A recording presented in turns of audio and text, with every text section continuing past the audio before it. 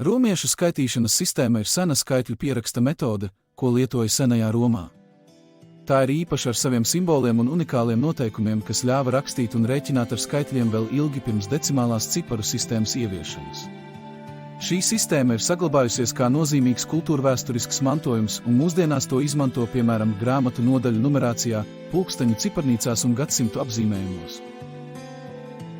Romiešu skaitīšanas sistēma balstās uz 7 simboliem. Ja ievēro dažus noteikumus, šos simbolus apvienojot, tu vari izveidot dažādus skaitļus.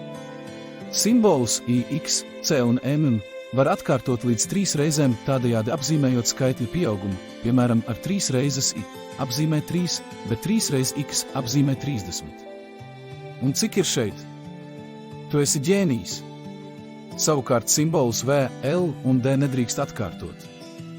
Ja mazāks simbols seko lielākam, vērtības tiek saskaitītas, kā šajā piemērā. Savukārt, ja mazāks simbols ir pirms lielāka, vērtības tiek atņemtas, lūk piemērs. Kārtīgi izpēti šos piemērus un mēģini uzrakstīt ar romiešu cipariem savu dzimšanas gadu. Romiešu cipari joprojām ir aktuāli daudzās ikdienas situācijās, piemēram, grāmatu nodaļu numerācijā vai vēstures gadskaitļos. Romiešu skaitīšanas sistēma ir ne tikai matemātiski interesanta, bet arī kultūrvēsturiska. Tās noteikumi, lai gan sākotnēji var šķist sarežģīti, palīdz izprast senās sabiedrības attīstību un matemātisko domāšanu. Iepazīstot šo sistēmu, tu iegūsti gan vēsturisku izpratni, gan attīsti loģisko domāšanu.